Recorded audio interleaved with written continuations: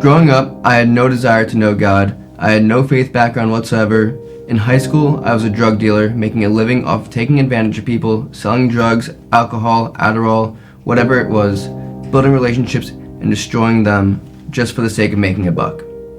Not only was I selling drugs, but I was abusing them too.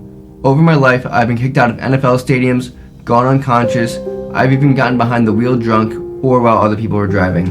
These weren't just every once in a while occasions for me, but these were every week activities for me, especially in my earlier years of high school and college. I was a mess.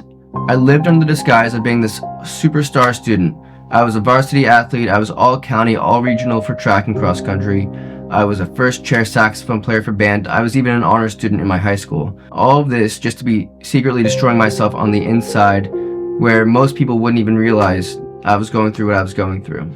Luckily for me, someone who had no faith at all, one of my best friends, his name is Andrew, pulled me aside during one of his UFC watch parties and said, "Hey, we're worried for you.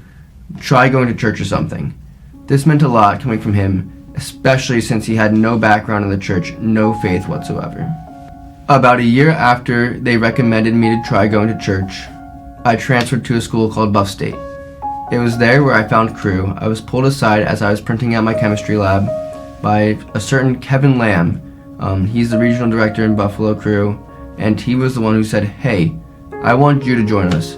It was that personal invitation where I got my first gospel presentation, I got my first invitation to a Christian community, and I really started to plant roots in Christian community.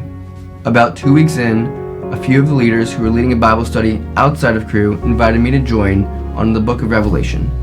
And they wanted me to join because I say, and I quote, "We want to hear from somebody who's never read the Bible before, and we think you'd be perfect."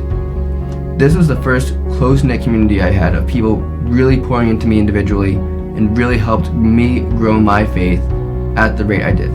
While at this Bible study, one of my friends, Brett, challenged me and asked me a question: "What do you think Jesus would do in this situation?" And me, in my selfish way, I answered the question in a way that I would have handled, not Jesus. My friend Brett quickly humbled me in a way that was full of both grace and necessary, basically saying, "Hey, I don't care what you would do in this situation. That's not the question I asked. I asked you, what would Jesus do?" This is the moment it hit me. If I wanted to have a God-centered relationship with God, I needed to put God at the center of it. I couldn't just keep myself in the center of the world, doing everything I wanted to do, having one foot in the world, one foot out. I needed to be fully committed to God and give up the desires that I had. It was at this point I decided to make the decision not to go sober, but to develop the discipline to be able to drink and do things responsibly. It was really important for me at the time not to go sober because I wanted to develop that discipline, and that was a huge motivation for me in my early stages of going to developing my relationship with God. I have been so blessed to have been surrounded by a community like this that have helped pour into me and helped me grow in a way that has enabled me to be out on mission, serving the way those people have served me, out here helping lead people to God through the power of the Holy Spirit. All right, that's a wrap.